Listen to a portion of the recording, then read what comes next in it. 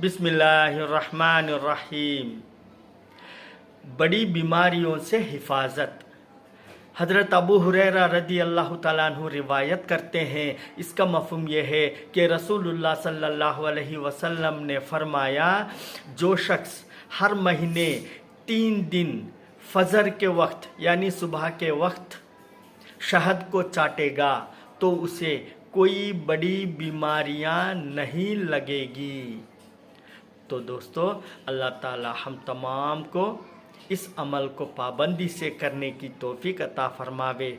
अल्लाह ताला हम तमाम को हर गुनाहों से हिफाजत फरमावे, हर बड़ी बीमारियों से, हर छोटे बीमारियों से, हर बीमारियों से हिफाजत फरमावे।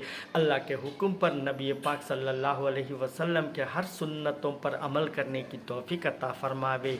इब्ने माजा से रिवायत है। अस्सलामु अलैकुम व रहमतुल्लाहि व बरकातुहू।